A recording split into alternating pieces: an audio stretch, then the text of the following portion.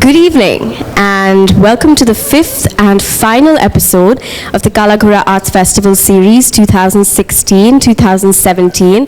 Thank you so much for making it today, and thank you to our venue partner, the CSMVS, for hosting us. The Kalagura Association, in partnership with Avid Learning, presents Mapping Mumbai's Madness, Humor in the City. Tonight we save the best for last and pay homage to our beloved Mumbai Meri Jaan and its never say die sense of humor. So be prepared to be tickled silly. Bombay humor is idiosyncratic, local and communal. No aspects are spared from Bombay's people and places, markets and maidans, politicians and socialites, food and eating habits, sports and businesses, and much, much more. Bombay has created the likes of humorist Busy Bee and inspired cartoonists like Mario Miranda and R.K. Lakshman. This evening, we go behind the scenes of all the hilarity as our panel probes into the particularities and quirks of our unique brand of comedy. What are Bombayisms? What do we think of when we think of funny aspects of the city? How is Bombay humor depicted in films? Why are some communities like the Parsis embraced for their peculiar eccentricities and sense of satire? And how is Bombay different from Delhi in its witticisms and parody? To explore these and many more questions, we have producer and radio host on 94.3 Radio 1, Rishikesh Kannan, or as we all know and love him, Rishi K, in conversation with stand-up comedian and novelist Anuvab Pal, screenwriter, photographer, and author of Parsi Bol, Suni Tarapurwala, and playwright, columnist, director of Dakuna Communications, and producer of the famous Amul ad campaigns, Rahul Dakuna. Before the fun begins, a little bit about each panelist. Rishikesh Kannan, popularly known as Rishi K, is producer and presenter on 94.3 Radio 1's flagship daily morning show, Good Morning Mumbai. Winner of the prestigious RAPA, which is Radio and TV Practitioners Association Award for Best Radio Jockey and Best Radio Program. On multiple occasions, Rishi has branched out into other performing avenues with great aplomb. He is also a sports commentator, and his reputation as master of ceremonies at some of the country's largest live events is unprecedented. Rishi K was compere at the NASCOM Awards as well as at the IBM National Summit, amongst others. His voiceover skills have been felicitated with multiple Pro Max winning promos and TV commercials. His stints as channel voice for the Z Network, the Star Network, Max, Sony 6, and MTV are well known, and he is the brand voice on major campaigns like the iPhone, Godrej Properties, Mahindra Quanto, and others.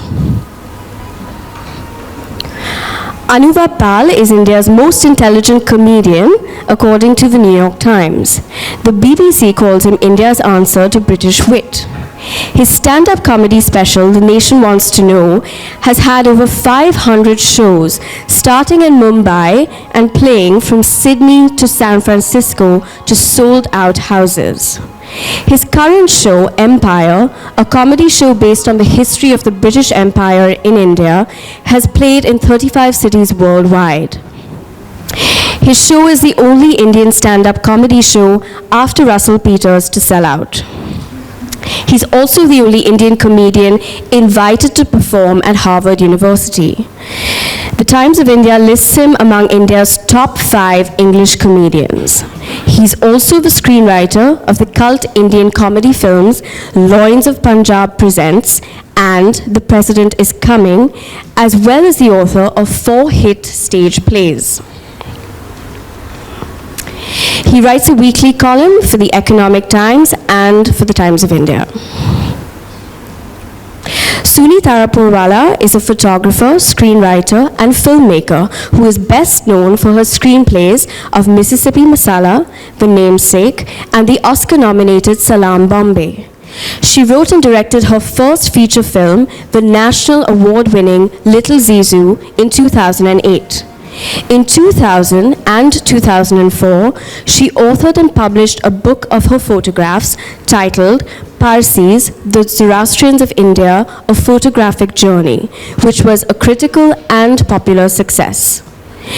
In 2013, along with Meher Marfatia, she published the first volume of Parsi Bol, a compilation of quintessential Parsi phrases and insults. 2016 saw the second edition of the book. Suni's photographs have been exhibited around the world, and she has won numerous national and international awards for her screenplays and films.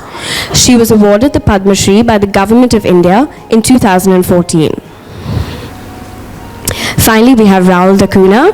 He divides his time between advertising and theatre. His production of Gurcharan Das's Laran Sahib was the first Indian play to be staged at the Edinburgh Theatre Festival. In 1992, he, along with Shahnaz Patel and Rajat Kapoor, founded their company Rage. In 1996, he Indianized Herb Gardner's I Am Not Rappaport, calling it I Am Not Baji Rao, the play which ushered in the use of Hinglish.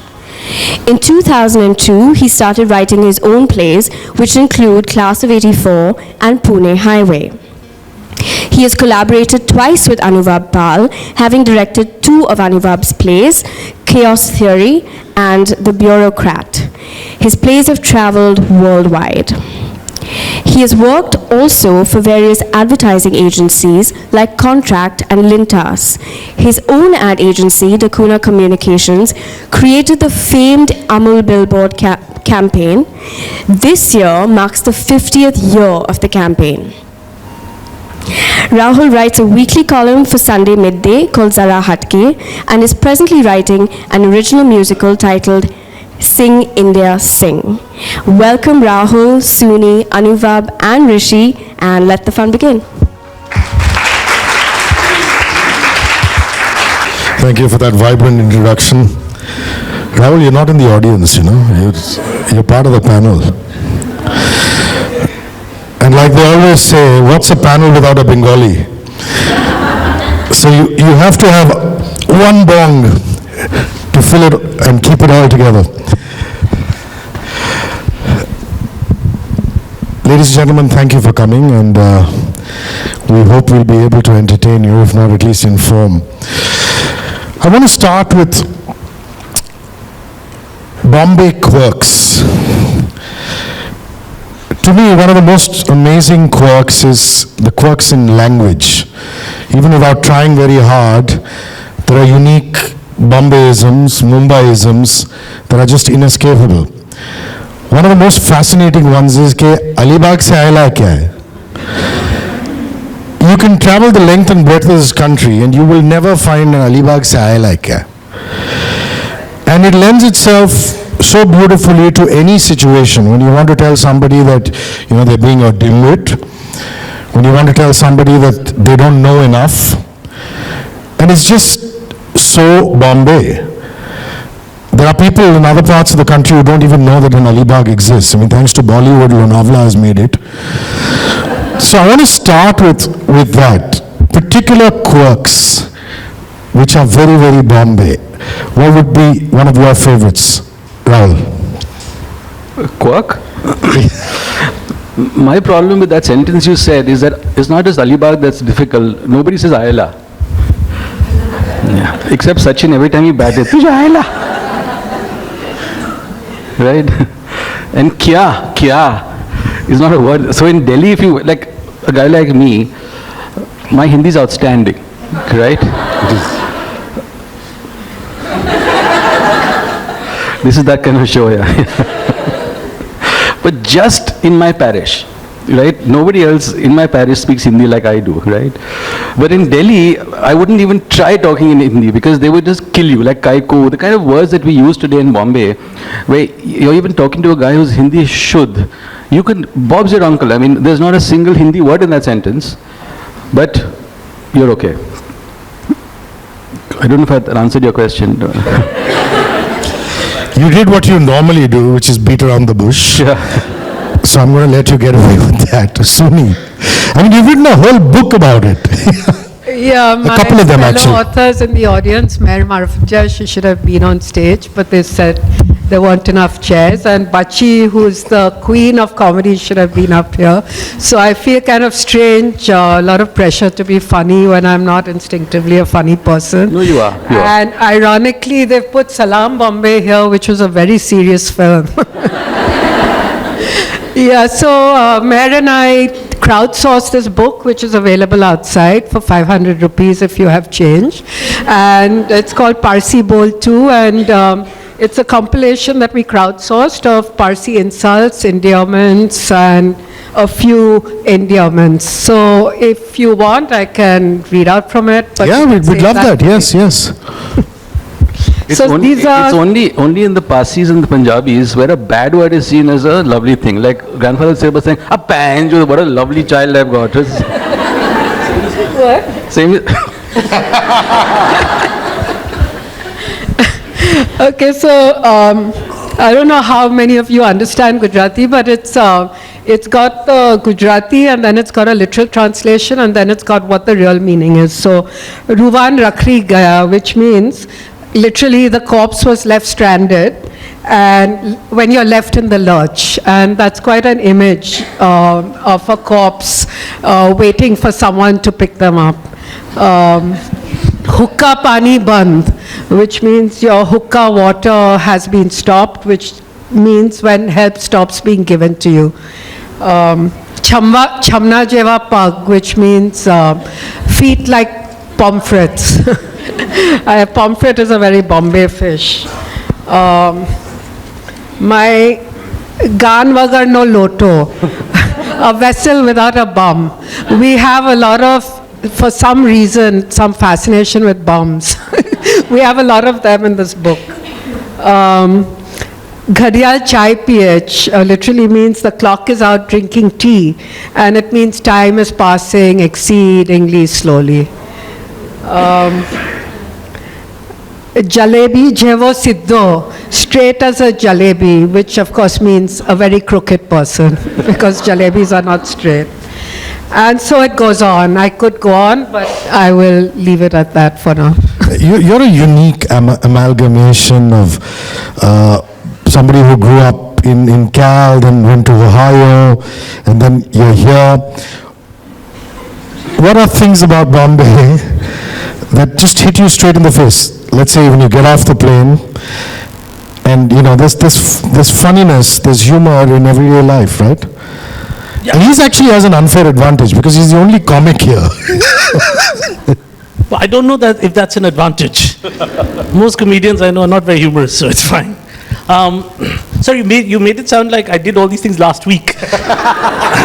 And he said, "Now you're here." Made it like Meaning, an in this panel? extended journey. Like I was in Ohio, and then I got off a plane. So three Now I'm parts. Bombay Ohio Observer. district- no, Bombay panel. It's not even. Yeah. That I shall return to Ohio. But it is correct. I came here 11 years ago as an outsider, and I do like that. Like more than communities, I think, you know, like what is that thing Trump says? We live in a post-truth world. I think Bombay is like a post-community world where there are larger traits now, like how people act, you know, like that people spend on Paytm, or like it's a very transaction city. I love the commerce of Bombay because that goes beyond Bengali, Punjabi, Parsi. You know, one of my favorite things was I just started doing stand-up, and a guy, I just finished 2 hours of a show. 2 hours. And this is such a lovely Bombay trait. I got off stage and he's like, "I saw it, it was not bad. How much do you charge?" And I said, "You could be talking about anything, beheading someone. You could have set the stage on fire. It wasn't his concern." He was 60,000, 50,000, how much? And that was such a lovely thing. It's because then you want to write about the commerce of it, right? Because we're such a commerce city. And also when I moved 2005 from the US. I lived in Ohio, then I used to live in New York City for a long time. And that's when India was supposed to be an economic superpower. Remember for 2-3 weeks we were going to like us in China, and everyone was moving here. Bankers, consultants, but a lot of money, art galleries were popping up. And basically, New India was between South Bombay and Bandra. Because even expats are smart. They wanted to go further. They wanted to keep it there because English language, they wanted to keep it in that. And that kind of Bombay was quite interesting, with accents. I mean, Rahul, you've encountered this. Surya, I've read about this in your work earlier. But this generation was saying something like, Paral's so expensive. Suddenly people with bizarre accents. And suddenly South Bombay, who institutionalized landed gentry, always English speaking, having to deal with this new money. Suddenly someone, 3-generation Parsi, was suddenly being told, do you realize that this is the epicenter of New India? And that guy's like, this? Like Mehroz and me, we've been here for 30 years.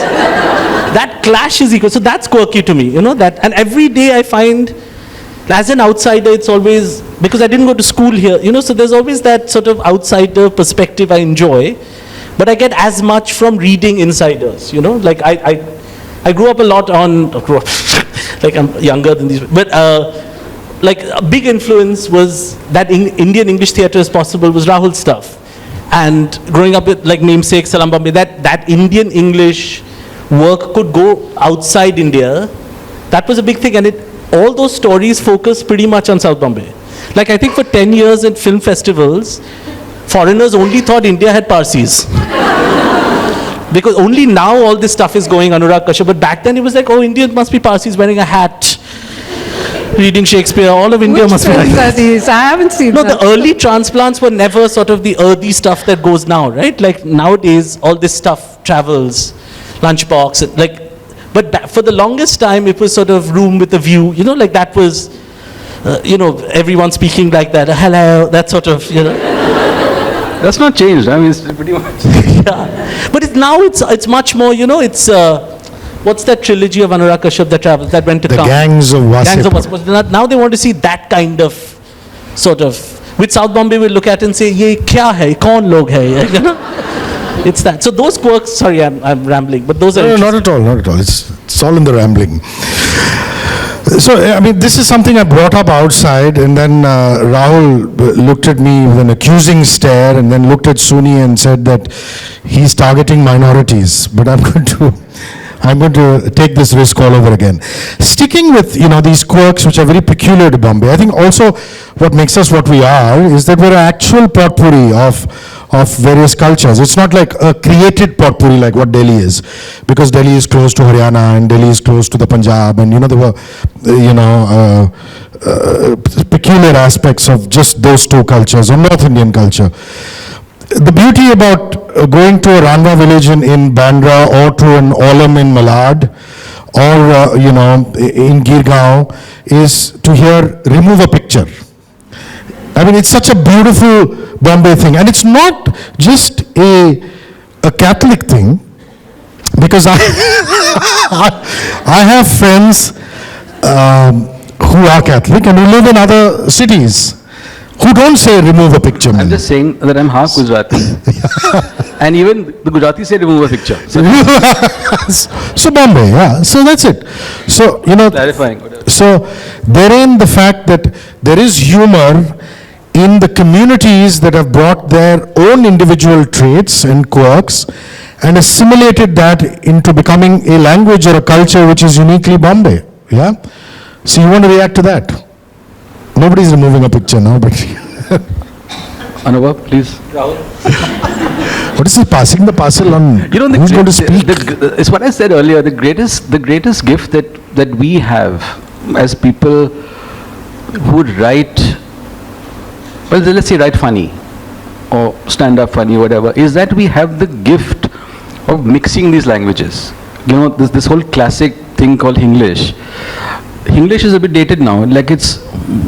You have the Marathi English version of it, you've got the South Indian English version of it. It's the fact that today I can have 15 languages in one language. A single sentence doesn't have to be in English, doesn't have to be, which again is true only of us.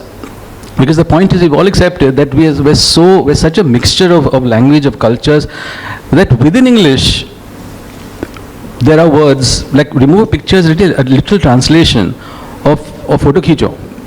which is true of all languages. Like, right? Don't you agree, Anubhav? Like meaning take out a picture, like that. Yeah. So remove a picture means nikalo. So it's what we do. So you listen to a lot of Englishisms.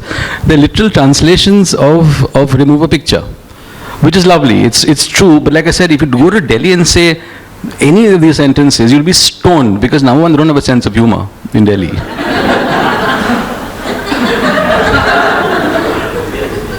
Okay, I mean, they do, but I'm saying they're not like us. They're not like Bombay, where we're really funny. Yeah.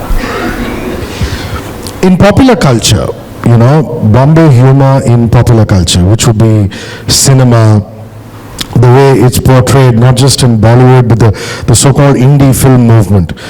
We had a fair share of that in Little Zizou, which is your movie.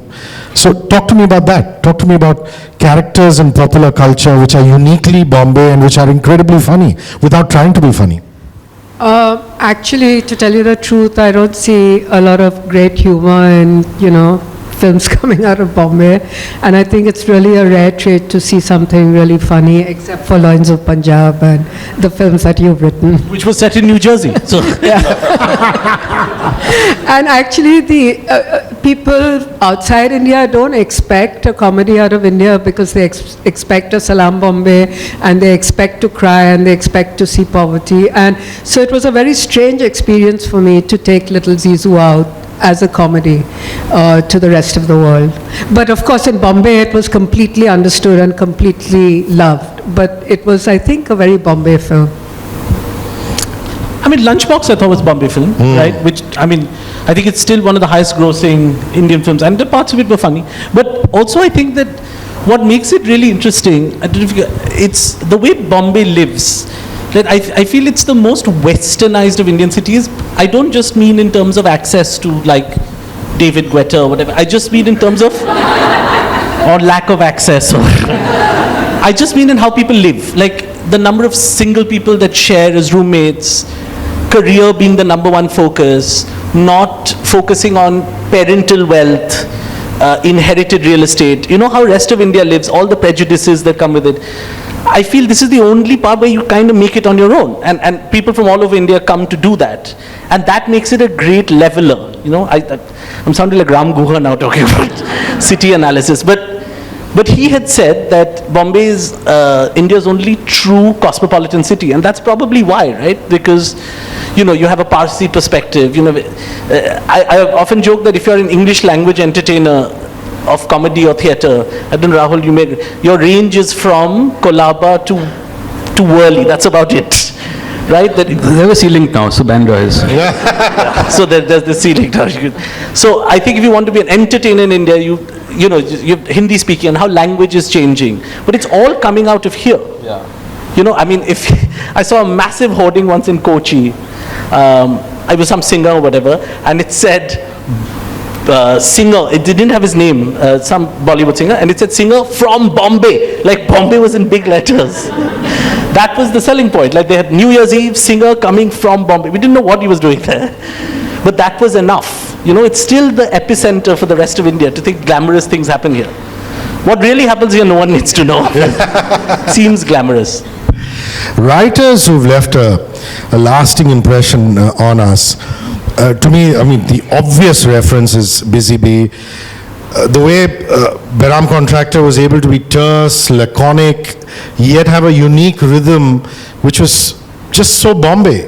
The humor was there. It didn't stare at you in the face, but you just, you read Round and About or wherever you read him, you would just put it down and you would smile or you would laugh.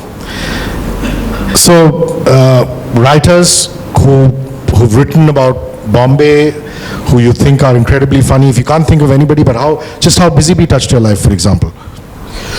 Well, I think the funniest writer in Bombay, apart from Busy Bee, is myself. But that's there's no doubt about that. The entire half hour is devoted to you post this. Till we get there. Pal and I write a column, right? Pal writes a fortnightly. You end up writing a weekly between the two newspapers, right? A weekly. He wrote every day. he had a column every single day of his life, I don't know how many years, starting off with the evening news, then midday, and then his own newspaper. And apart from living a life, he was on every single day. I mean, just the ability to be able to, number one, think of a topic that's specific to your city, because he didn't write about national events. It was really about, and he had those, I think the greatness was those characters he created. There was Bolshoi the dog, there was a guy on the 21st floor, there was his neighbor. The rich man at the 21st floor. So the ability to, I mean, if you're going to do a column of that nature every single day of your life, I think he was smart enough to realize. So there was his wife, of course, who was always the wife. And there were these characters. But in order for you to write a column every single day, which means you're waking up, you're putting on 500 words, you're on. There's no let up except I think on Sundays. So I mean, there can be no greater way than his greatest what's the word, compliment to me was, he wrote me a letter, because I started writing for the Times of India in '98. I remember asking him, do you have any words of advice for me? He said, yeah, just write. And he wrote me a handwritten letter after that first piece came out. But what was lovely was, in that column I had a character which was my niece Neha. She stood for all the characters who were younger than, and I used the term at that time, it is to die for. And he wrote a piece about, I think the tangri kebab at Badi Miya, and he said, it's the kind of tangri kebab that Rahul de Kuna's niece Neha would die for. Suni, your thoughts on the third best writer to write after Rahul de Kuna and Anubhav Paul? Well, Busy Bee. I grew up with Busy Bee because we got the evening news and we got the midday and then we got the afternoon. I grew up in an extended family with my grandfather, granduncle, uncles, and they all adored Busy Bee, they adored Mario, and they adored R.K. Lakshman. So we had books of Mario's cartoons and books of R.K. Lakshman, and they chuckled over Busy Bee every day. And actually Busy Bee was the first person to ever print one of my photographs ever. And I'd come back from college and I went to see him, and he wore very, very thick glasses, and he kind of held it an inch from his eyes, and he said, okay, we'll print it, and I was thrilled. So that's my Busy Bee story. And I photographed him, and he's in my book of photographs. Lovely. He was a lovely, lovely person. Have you read some? I missed those years, I'm afraid. I got to Bombay. I haven't. I've heard. You can still get back to it. I mean, there's still a website, the Busy Bee Forever, where a lot of those. Yeah. He's got some books also. There's these books out. Yeah. It's all online. But I thought the funniest book I read in Bombay was Maximum City. I did think it was very, very funny. I mean, publishing large letters of payment to Sanjay Dutt and all that, I thought was very amusing, and also the way it was written. But I absolutely do think, I don't think any of us are doing it, but or maybe Naresh Fernandes to some extent, there is definitely a Woody Allen world in Bombay. So, the city, the building society, the guy across the... So I write, and Rahul and I sometimes exchange these stories. I don't think I put enough of this down on paper, because I often think this is too tiny, who'll be interested in this. But then you think the tiniest things are the most universal. Like, I write, and next to my window there's a Sindhi gentleman, because I live in a Bombay flat, and his apartment is just literally next to mine. Right? So he comes out on the balcony. There's no real balcony. He can look straight into my house. And he puts out his underwear and his things. And then he'll say, what is it, writing a joke? And I said, yeah, maybe, yeah, uncle, what a punchline. And I feel it's little intrusive. But I feel he's now part of my life. Now I can't write unless he comes to the balcony. But then again, you think to yourself, this is such a tiny story, right? And we've had building society stories that we've exchanged. And then you think, but I think Ray had said this, the more local you become, the more universal you become. I think all these great guys, Seinfeld, whatever, they all write about very tiny worlds they know of, right? Upper West Side, that little world, that coffee shop he goes to. So there's a potential, but I should read Busy Bee, but I think that there's a gap here, either for a web show or a book or a series of the tiny observations of Bombay, I think the great... That's what he did. So it's been done, so it's done. I think the greatest thing about this city is that there is truly humor even in tragedy. Okay? Now, the funniest story this week are the Babus coming into Bombay Gym. Yeah. Oh, they've given some license, something, is it? Yeah. I mean, it is. Babus are taking over the clubs. So I'm thinking about not so much Bombay Gym, like when did they go to Radio Club? When they hit Bandra Gym, that will be the greatest thing of all. But my joy came from the other day. I was at the club with these members because it's devastating now, you know. I mean, and anything they say is hilarious. You know, it's like, hey boss, he has to pay only 5 lakhs. My kid bloody paid 30 lakhs, it was 5 lakhs. Other guy said, "Arey boss, let's see whether he produces the 5 lakhs from first of all." It goes there. It goes there. Then it went, "Hey boss, what kind of sandwich? They don't have veg food over here." And the guy said, no, beef is back now in the market. They'll have the beef. So the conversation was devastating because, I mean, to now have the bureaucracy coming into the... But every single comment was humorous. It was the petty logistics of what happens, and then, hey boss, we'll catch the first guy who comes, na? Then we'll know who's the most corrupt guy. Because essentially there are 4 guys there are 4 departments, right? There's the city collector's office, the excise department, there's the fire, this thing, and the BMC, all 4 one membership. Yeah. The bottom line is that they 4 have never figured out a way to figure out a road. But life membership, sorted. There's no... I mean, the world of club politics, I mean, you know, because we've inherited these British clubs and we've taken our core thing into them, which is politics. Yeah. And what's delightful is, I think I want to do a study of how long before and after an election when someone accuses some president of being a thief. It's usually short, 2-3 weeks. You know, Brigadier so-and-so is a thief. But the things that happen is very PG Woodhouse, right? Like the other day at this club, I don't want to name whatever RBIC, not important. And halfway through it, in a meeting, a man stood up and he said, I disagree, you're a thief, you're a pilferer. I challenge you to judo. And he's 65-year-old man. And then the other guy, instead of saying no, got into logistics. Where? That other guy said, no, Thursday I have a different meeting. Then they got into when. We're all waiting like this. And they got into time and all that. So that's only, who will believe it? It's just the world is so tiny.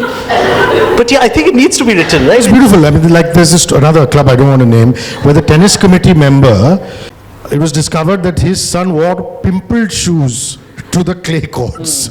So there were fiery letters written saying pimpled shoes are not allowed on these tennis courts, and he's a tennis committee member and his, progeny has worn this and come. So, these are all uniquely, like you said, you take elements of the Raj and you put Indian politics into it, and it's a wonderful mixture. I mean, I'm a member of a club where the president is not even a member.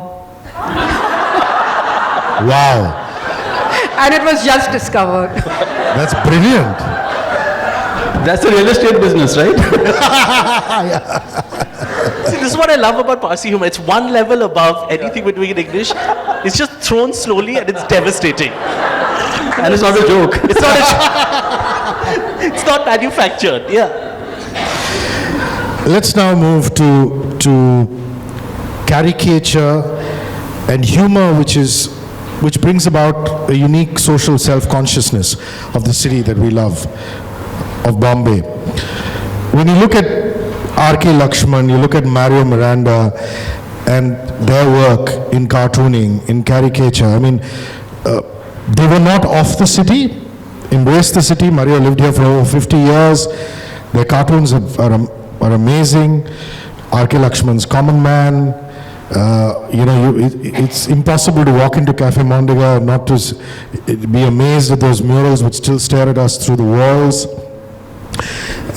I'm glad that there's a common man on the Worli sea face, but just Lakshman and Mario Miranda being representative of the caricature, the cartoon culture of this city, or anybody else who comes to mind.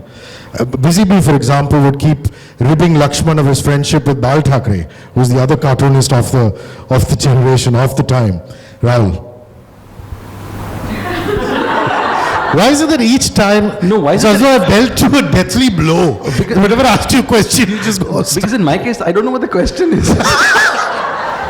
Your thoughts on famous cartoonists and people who have used caricature to depict Bombay humor?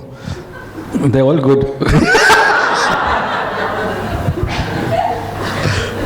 There was, what can I say, bro? There was a sense of, and if you look at Mario's work, why it was just out of this world. He was equally fantastic when he did New York, when he did Paris, when he did any of these countries, because of the sheer brilliance of observation. You know, if you look at what is the greatness of these men, it's about the fact that they watched and they listened and they never responded.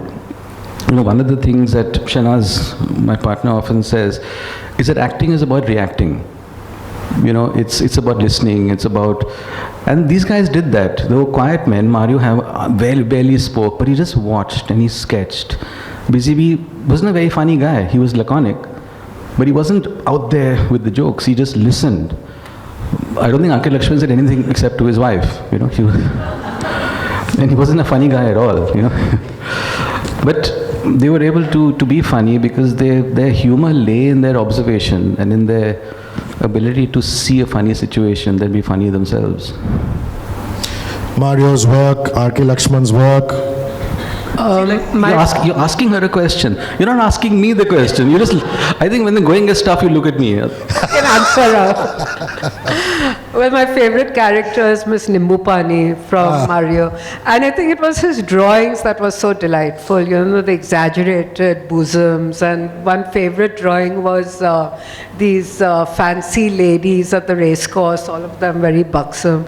And one of them is hanging on to someone who looks like a kid, but it's actually a jockey.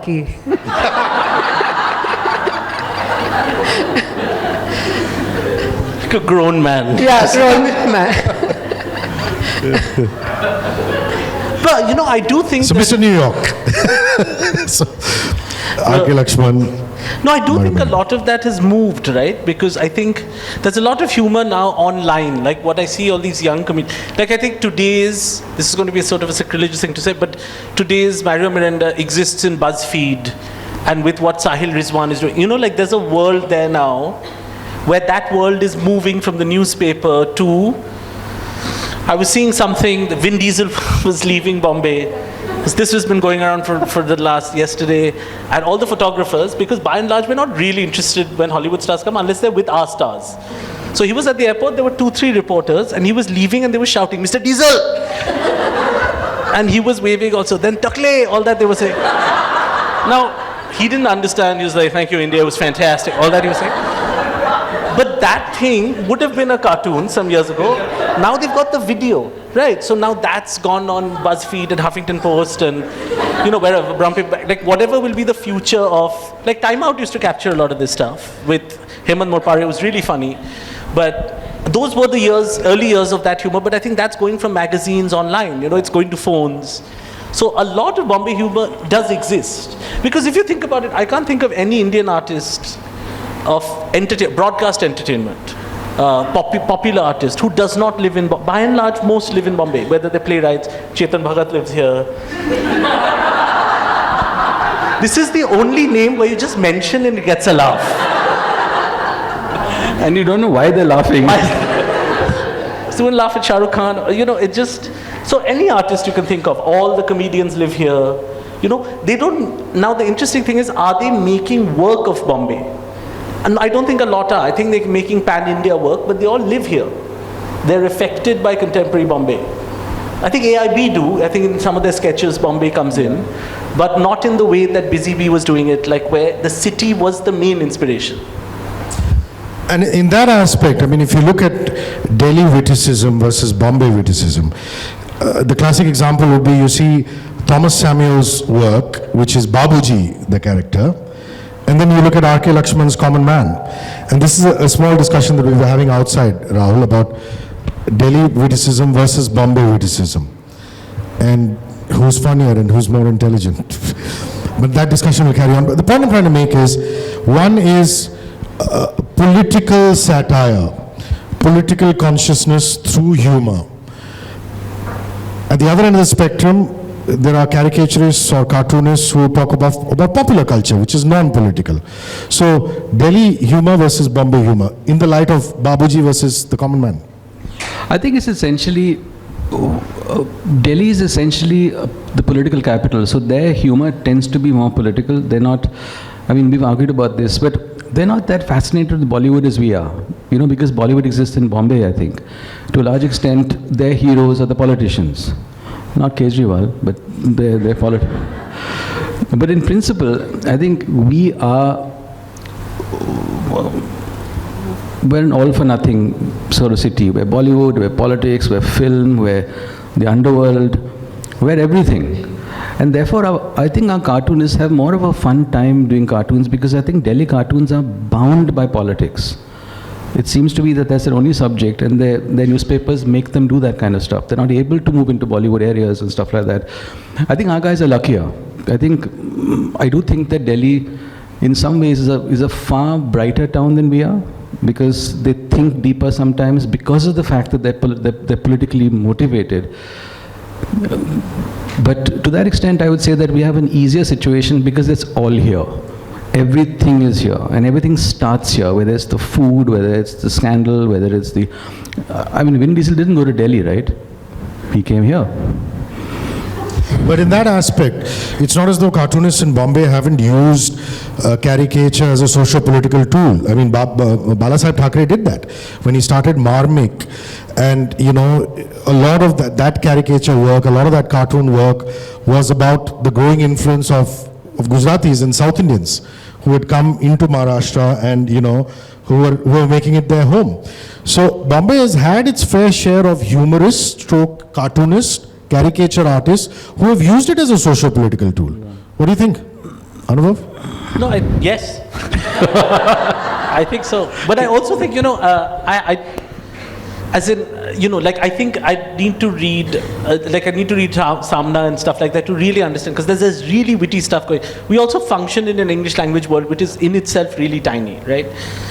I'm sure there's great wit going on in local papers, in Dainik Bhaskar and stuff, in that belt, and here with Marathi wit. But in the little world I know, in the anglicized world I know, the reason I love this town and I'll always live here is that I love that if you've just come out of a fancy car and you're wearing a suit, you're not necessarily respected. You have to do something. Like, it doesn't matter what you've done. If you're a famous radio DJ or filmmaker, whatever, you have to do something here. You're only known for your last work, which I really respect. And I'll tell you how. I'll give you a specific example. At Bachi, I'm going to bring up the Times Lit Fest. I hope you don't beat me up for this. But I saw a session by a very eminent Delhi intellectual called Sohail Seth. I don't know why people are laughing. He's like Chetan Bhagat, right? And in Delhi at Habitat Center, he'd done a session called How to Be a Cool Bachelor, 15 Ways to Pick Up Women, or some name like that, right? When the session came to Bombay, everyone attended it for a laugh. In Delhi, they attended it seriously. Like, there were questions. Like he's dispensing dating tips. Look, there was a point number 3, always compliment on a work achievement. And in Delhi, one guy said, "What time, sir?" Bombay people got pissed and said, "Let's go see what happens." Which is why I love the spirit of the city, that you're not, if you just do some rubbish or whatever, if you just do something, it's treated for the work itself. Your wealth, your position, who you are, who you may have been. So that way it's a lovely equal opportunity kind of. Can I ask Anubhav a question? I already said that. I said just because I'm moderating doesn't mean you guys can't ask each other questions, yeah? Please feel free. He's the moderator. Okay. What we're talking about is largely to do with newspapers, to do with people who are fantastic, but did create their work some time ago. What do you think newspapers will die out fairly soon, right? I mean, in that sense, the handset and the laptop have taken over. Where do you think humor fits into that in the modern way? Because if press indeed does, how does the millennial, how does the young person who's not doesn't have time to read newspapers, he's on the move with his mobile phone, how does humor then manifest itself into social media and the internet and technology in that sense? Well, there are stars now, YouTube, Twitter, stars. I mean, Kanan Gill, Saurabh Pant, I mean, you know, they're talking about Bombay, they'll talk about ordering in or Swiggy or Paytm, jokes awash. And they're not geography specific. They all live here, but you don't have to open a paper and see a column on a certain day to catch them. I mean, so I think that's how it'll live on. It'll live on online, in people's phones. But how does humor, do we need younger people writing humor? Do you know what I mean? How young people don't like old people. But they are doing it. I mean, you look at the work of Viral Fever, it's just that, and it's quite interesting to see this, because if you work in... Are they writing Bombay-specific stuff? Is that what you're asking? I think so. I think they are, right? But they're also making fun of movie people, and you know, it's interesting, if you work in, and you'll know this world, and you know this world, if you work in South Bombay theatre, right, there's a certain sort of, everyone speaks properly, and it's all right, and then there's a whole other Bombay humor, you know, that these Viral Fever AIB are doing, you know, which is deadpan. The tone is still very deadpan, but it's all Hindi, it's all online, and the two worlds are not meeting. You know, I don't think the YouTube creators are coming down to see, oh, let's see what is Macbeth is on at Tata. So, but they're all functioning in the same city. You know, there is new humor. I think that these guys are stars. I think what I would like is, like, I don't really know what young people are thinking today. You know, let us say that BCB wrote about what it was to be where he was, in the city he was, stuff that was bothering him. What is bothering today's young people is seen through humor. You know, it's there in stand-up, but if one doesn't see stand-up, just what it means to get into college today, what it means to get a job today, just dealing with parents, just humor in that respect with young people as a column. I think that's what I think we need, and I don't know whether there's space on the internet for that. Just somebody who just riffs on being young today. You see it, but I think 500 words is a big attention span for a millennial. He can see 3 Netflix shows in that time. It's like, bro, it can't. So he needs a meme. He needs the whole... But I think that's also brilliant writing. Like, I'm not dismissive of these people because, you know, they take what took us, or if I read something that Naresh Fernandez wrote in 3 pages, they'll take the core idea of that joke and put it in one meme with 2 stick figures. With just one, like, this feels like, you know, they'll put a photo and they'll say, this is face before exam, face after exam. You'll say the whole story, you're like, okay, you just destroyed my whole career, but that's how they live. And But we're more interested in finding out Mumbai, the Mumbai milieu as a backdrop. So let's talk theatre. I mean, from the theatre of Adi Marzaban to the theatre of Rahul de Kuna. I mean, Rappaport, for example, classic case, when I'm Not Bajirao happened. I mean, I just thought it was so beautiful, you know. Elements of Dadar Parsi Colony, Shivaji Park, you know, all of that is enough of theatre with Bombay as a milieu in that base happening. Humor in the theatre. So let's talk about theatre in the past that you've enjoyed, which is very Bombay specific, Parsi theatre or otherwise, and theatre currently. Don't look at each other. Anubhav. I'll go first because I have a question for two of them. Yeah. My knowledge of Bombay and humor came actually from your work, right? Like I saw, even Calcutta humor from Namesake, you know, that kind of stuff. But the first really Indian character speaking English, like not importance of being earnest or hello Bartholomew, like not that nonsense. But Indian characters talking was your stuff, right? Like your stuff and Mahesh Tatani and that stuff. Although Tatanis were not set in Bombay. But yours was like Dadar, people speaking the way they do. And that was a big inspiration for people writing after that. You see a lot of plays now. Patchwork Ensemble is a fantastic theatre group. They do some really funny stuff nowadays. But my question is that, I guess, as a follow-up to this, you're writing a new show for a big web platform I should not name, because there are so many that I can't guess. You're writing a new musical. 600 million young people, most of whom are on the internet, a young Bombay. like how is your writing changed? Like what are you guys thinking of now? Because I think about this all the time. You know what you said? I mean, like every song we're writing is not longer than 2 minutes. Really? Yeah. And it's not about the old musicals had a 6-minute ballad, a 7-minute ballad. I think I don't want kids sort of WhatsApping in the middle of the second verse. So I think it's also, there are two things. One is that when we adapted Rappaport to Bajirao, it was interesting because the story was about the two old men. But we also realized that a story about two old men in New York, Central Park, wouldn't make it here. Because old age is not universal in that sense. Our old age is very different from, and at that time there were no old age homes, any of that. And so I remember Shanaz, Rajat and I, when we sat down to the adaptation, the kind of work we had to do to be specific about who were the two old men. It was lucky that the Hindu Pasi colony and the other Pasi colony dovetail. So it made it easy for a Maharashtrian and a Bawa every day to meet. Because it gave us two things. It gave us two very loved communities. One, a much smaller community. I mean, at that time, Pasis were having much more sex. So... As a community. Orgies. Yeah, I moved a little later. Wrong time. So therefore, we were able to use two communities. We were able to use 3 languages. Because between the 3, there's English, of course, there's Marathi, there's Gujarati, and there's Pasi Gujarati. And Pasi Gujarati is a language of its own, completely. It's different from Gujarati, right? So we let all these 4 subjects out, on an auditorium to a Bombay audience together. I remember Shanaz and I were sitting, this was a packed NCP auditorium in 1996. This is the first time we had introduced this language.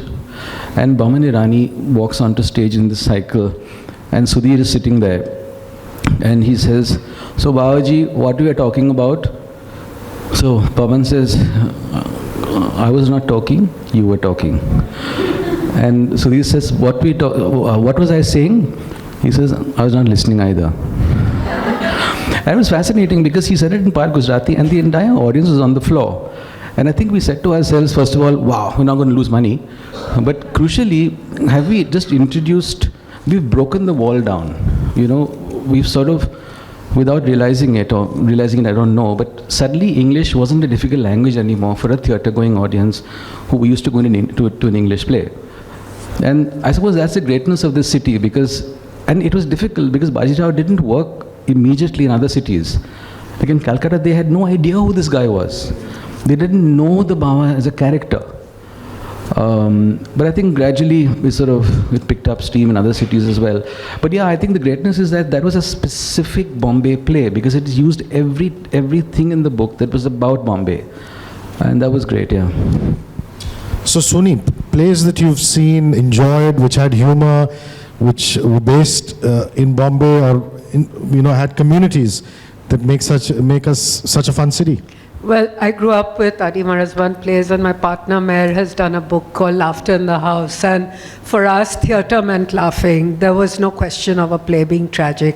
And my father still says, "I kaklat kon joy." If you're crying, it's kaklat. Like, why would you go to a movie to cry? Or why would you go to a play to cry? For Parsis, entertainment means humor. And nobody did it more brilliantly than Adi Marazban. I'm afraid we're all a pale shadow now after him, but he was just a genius.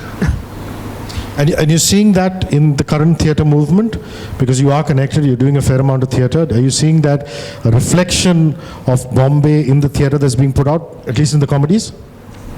I mean, it's in, no. I mean, yes, in laughter therapy and some stuff. I think some of the stuff that Buckingham Secret, I think all that is a continuation. But so many other people from other towns. I think South Bombay Theatre is now run from Andheri.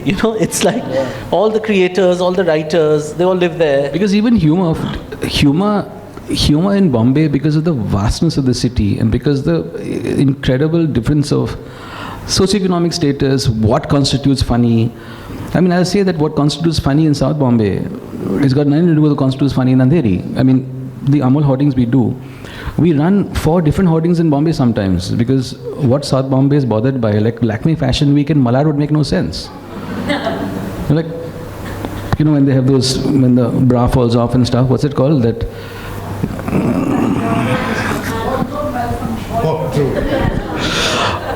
In Malad, I'm sorry to say, what meaning what? So I think it is. There's a second point I wanted to make, Rishi, which is that this is more to do with film and Mumbai and film. From what I understand is that the numbers don't come from Bombay. The sheer numbers come from the Hindi belt. They come from towns other than us. And therefore people are scared to make films that are specific to the city, unless it's a short film. Because there's a concern that somebody in the Hindi belt won't understand what, because we're so specific, because in many ways Bombay is a separate India. People have no clue what's going on in the city. I mean, we have various Indias in one. But with Kochi, it's more about language and food, let's say. But with us, it's just another way of thinking. So I don't know. I mean, I think in some ways, Anubhav struggled to find plays that are set here, because in very many ways, we're trying very hard to get on audiences outside of Bombay as well. In very many ways, trying to keep it within the city becomes a little insular. So I think in that sense, our strength is our weakness, that we're so rich. You know, it's interesting that you would say that, because I was just thinking that even, let's look at mainstream Hindi comedy culture, yeah? So who are the icons? I mean, there's Kapil Sharma now, who does that Comedy Nights with Kapil. And before this, there was Raju Srivastav and those band of Hindi comedians. Now, when I look back at when I was a boy, Johnny Lever was the Hindi stand-up king at that time, but he used to make jokes about Bombay. You know, he used to talk about, you know, hum machhi market mein gaye the, falane matunga mein, you know, Juhu Koliwala mein.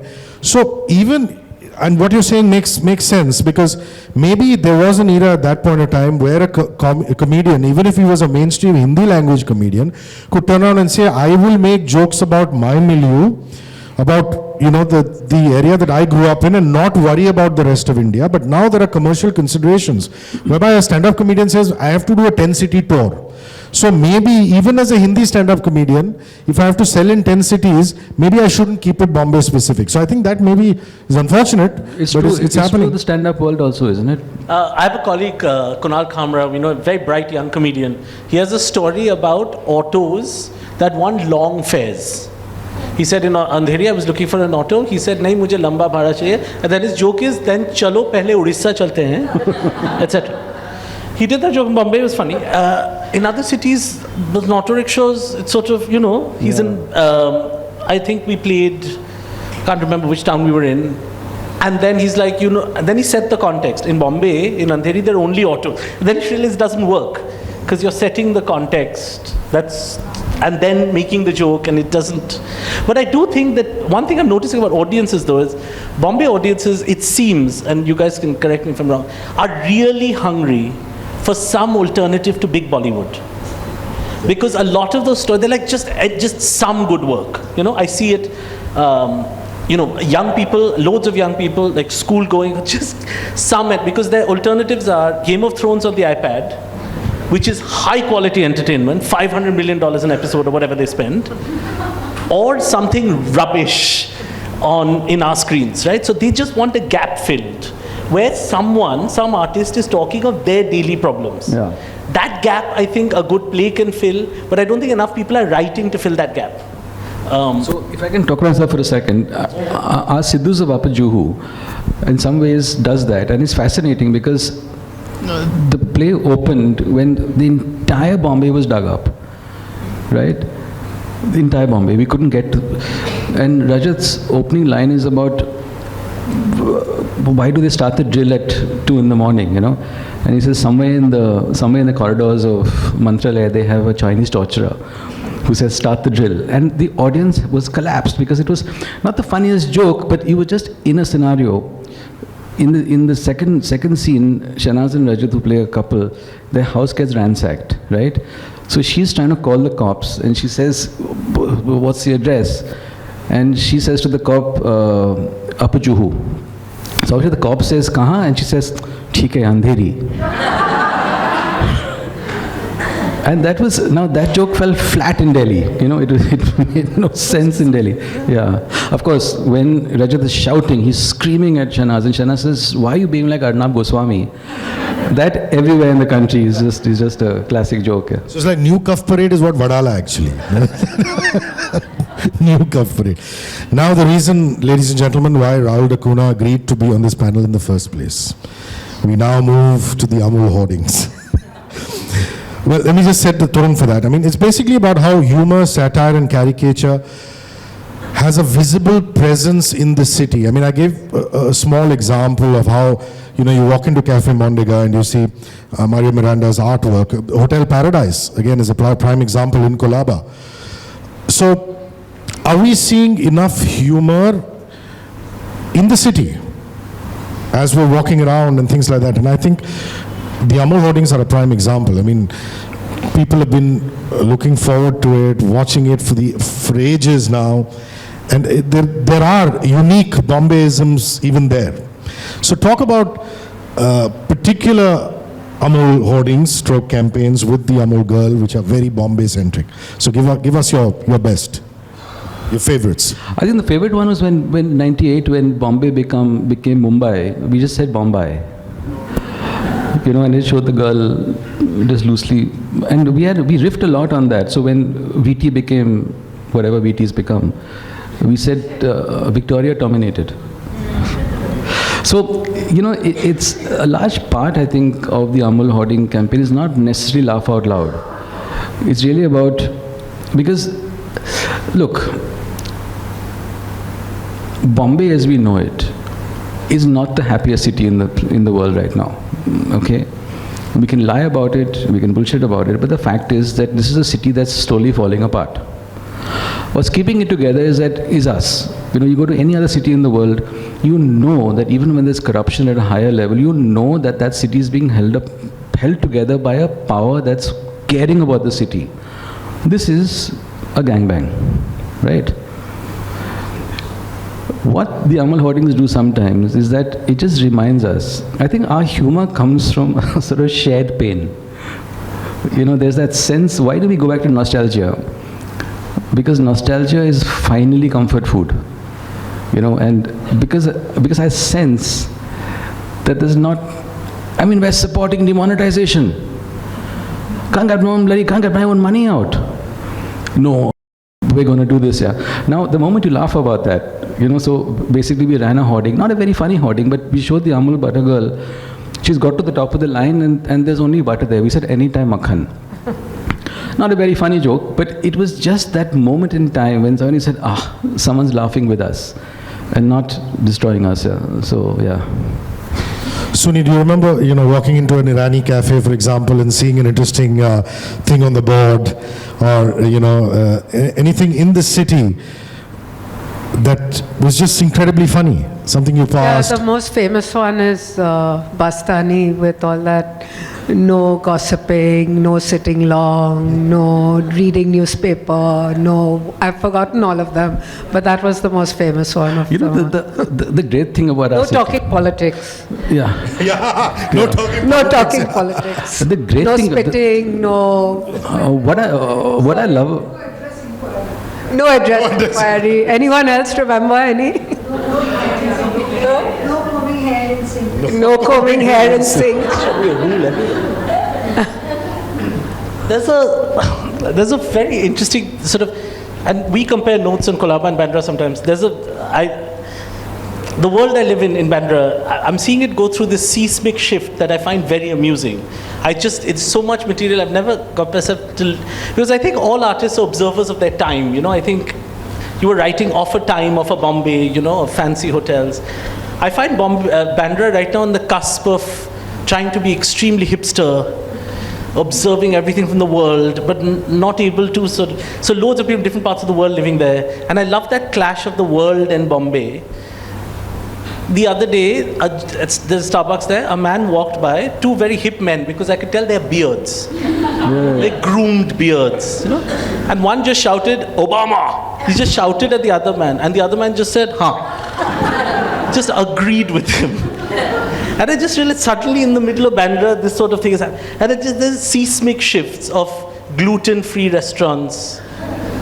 Last night at dinner, I asked 5 friends, what is gluten? And I got a range of responses. One said, I think it's a kind of dog. So, I mean, I can't join you in the laughter because I don't know what it is. But it's there. Bandra has a gluten-free restaurant. Now, what does that mean, right? Now, if you go in there, the people serving are so posh. Then I get into India, class is a big thing, no? So that they're like, sir, your food will be 6 hours late. And you're like, yeah, fine, ma'am. If you need help serving, I'll serve also. So it's suddenly you're breaking down class, you want to be westernized. Suddenly it's, salad places and very Brooklyn. And it's just too much, it's just... Yeah. And on the other side, there's also the lovely old sort of Baba Siddiqui, that world, of like, whatever, this road is dug up, whatever, like, old Bombay, but it's clashing, the world is clashing. And it's maybe lots of expats have, I don't know, but it's a new shift. Somewhere in there is Bando Gym. Yeah, there's that world, that like lovely world also of... What is lovely, I feel, about the city is that, in spite of being such a mixture of, we look for our community. Somehow language is a big thing there. I'll give you an example. It's like I am half Catholic, half Gujarati. So I collect vinyl records.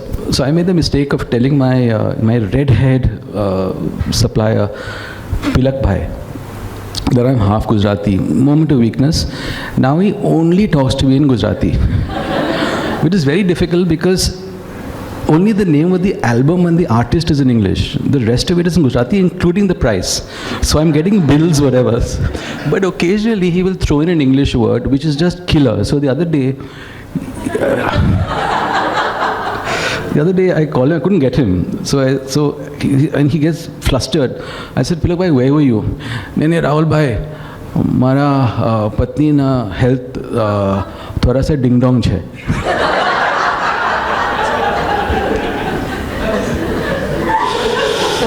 Ding dong chhe. Tell me that's not just beautiful, because it sets up all kinds of meanings. Like,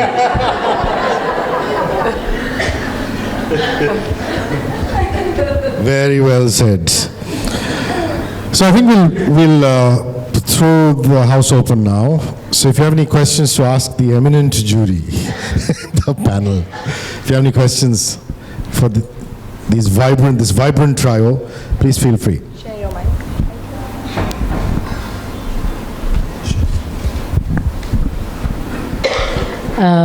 Hi, it was really entertaining hearing you speak. But just a question, nobody mentioned Mrs. Funny Bones. I mean, she is superb, you cannot stop laughing at the way she picks up so many current issues that exist amongst us across society. Be it the top end or the bais or the husband, as she calls him, the man of the house. I was just surprised the whole conversation never mentioned her, and she is frequently written about. I mean, she has a column too, and she has books coming out too. So, though you referred to a lot... We did discuss her looks, but, we didn't get into the writing of it. Yeah, so I kind of just wanted to mention that, Fair enough, yes. You did have a token female person, member there, but you never mentioned any of the female comedians or people who write on comedy from the female genre, except the lady in the front row. And even her work was not touched upon. So I just wanted to... So that's extremely valid. I think that, like, Aditi Mittal writes extremely well on comedy in Bombay. I find Twinkle Khanna stuff really funny. Also because it's a perspective, right? Like, I'm not the wife of a movie star, but there's a world you get access to, a class world, also film festival, the whole world that written from, right? Like, in another world, a person like that would be writing anonymously, right? Right, to get a material, because they can drop names of stars, all that, because they're part of that. Like, you wouldn't even know who Mrs. Funny Bones was, and everyone would be like, who is that? Because I think that access helps. I think being part of that world and knowing it, seeing its ludicrousness, like, none of us also have access to that world, like, separate from gender also, we have no access. But there are some very funny... No, but you mean a lot of her articles are not only about the movie world. It touches about various other issues also, that from a housewife perspective, or a young mom with 2 kids, or, facing, female problems for that matter. Yeah. And they're very House few repairs. She did a writers. very funny one on house repairs a couple of weeks. It was very funny, yeah. Yeah. So that's all.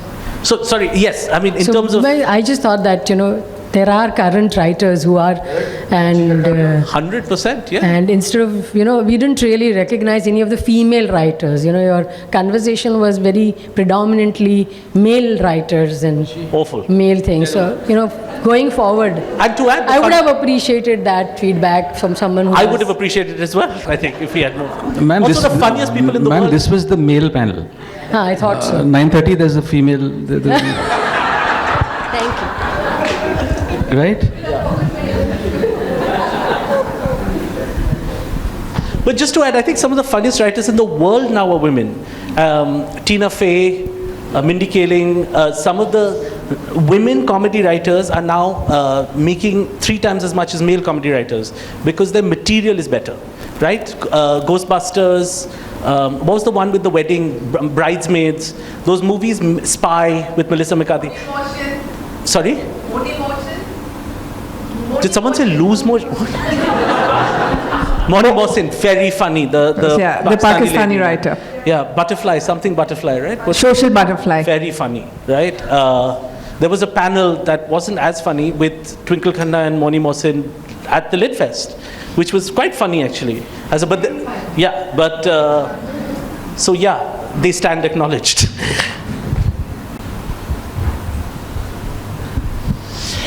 This isn't a question, it's more an observation. And I'm from Ireland, and when you were making, there's a lot of what you said I couldn't grasp, but there's a lot that you did say that I could. And what I've observed is that what you find really funny is when you become more Western. Like the gluten-free restaurants and all of that, and that is funny. But in Ireland, the more we become Eastern, or when people talk about us becoming more Eastern, it's always with a huge respect and people wanting this. Whereas I think you don't want to become more Western, and you're right not to become more Western, because there is an awful lot of bullshit in becoming more Western, like your gluten-free restaurants and your freezing cold air-conditioned restaurants. That's it.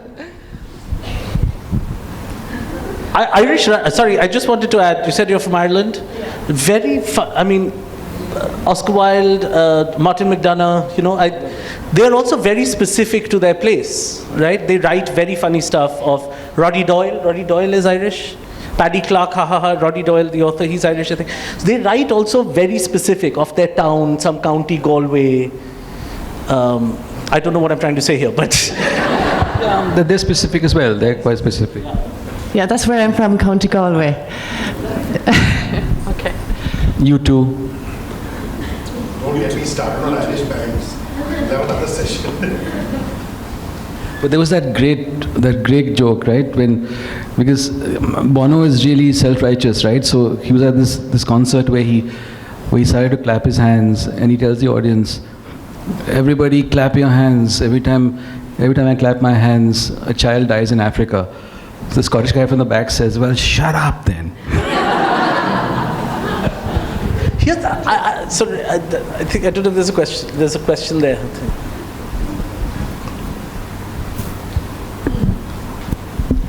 Aren't we forgetting Cyrus Brocha, who does his weekly shows on what happens in the country and in Bombay? Cyrus Brocha. He's I think one of the best of our times. Absolutely, I agree, and I always wonder how he gets away with it. I'm really surprised that he can, he seems to be untouchable, touch wood. Every time I tell his wife that, she says, don't say it, in case najar lagi jaye. But yeah, he gets away with a lot, and he and Kunal are hilarious, I agree. Yeah, I made the mistake of calling Vijayakar and Brocha on a April Fool's Day special episode of my radio show, and for the entire hour I didn't get a word in. So it was like, I'm the host of the show and they just took over. So yeah, that's absolutely outrageous. The theme was just basically Mumbai-centric.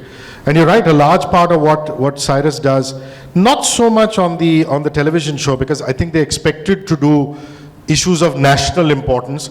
But yeah, some of the stand-up stuff that he's done, some of the radio stuff that he's done is uniquely Bombay. And yeah, we love Brocha, yeah. He would have been on this panel, except that we wouldn't have got to speak again. I was in Bombay Gym and he did the comedy show, which was hilarious. The show ended and he happened to be on the next table as ours. And the show after the show was even more hilarious. I mean, we just didn't move out from there because the jokes he was cracking with his friends was so hilarious. I had the good fortune or the misfortune of casting him in my film, and every time he said something, it was completely different. So he never said the same line twice, and he drove our continuity person absolutely crazy, but he's a complete genius, I think, and he's very quick and he's very funny. Also knows his cricket very well. I mean, very passionate about that. Yeah. Hi, I just want to know what's your take on the Mumbai's local train. I didn't think so that you mentioned anything about it, so you haven't said anything, so I just want to hear from you. What do you think about it? We don't take the train. She's right. I mean, there's comedy in every step of the way. Guys playing cards at peak hour, bhaji being cut. Bhajans. Bhajans being sung. Mallika Dua does that series in Delhi about the Delhi woman. It's only a matter of time someone does that on the Bombay train. It's waiting to be, like it's on the verge of, this is South Bombay, so a lot of people don't know what I'm talking about. There's a thing called YouTube. So there's a lady, Vinod Dua used to be a newscaster's daughter, Mallika, that's not an introduction. Mallika Dua independently is an Indian comedian. She does a series of various Delhi women characters at the salon, here, there, with a very Delhi accent. And I think something like that it's only a matter of time before the Bombay train is the subject of something like that. Yeah. And speaking of it, I mean, you don't take the train, Rahul Dakuna, but there are these hilarious stickers of Baba Bengali who helps you with sexual problems and all that. It's hilarious. The advertising on trains is just another level. But class is also a very big thing, right? I remember being with some comedians, we were doing a show at Willingdon Club, and he was making fun of Baba Bengali. And the first 10 rows were like,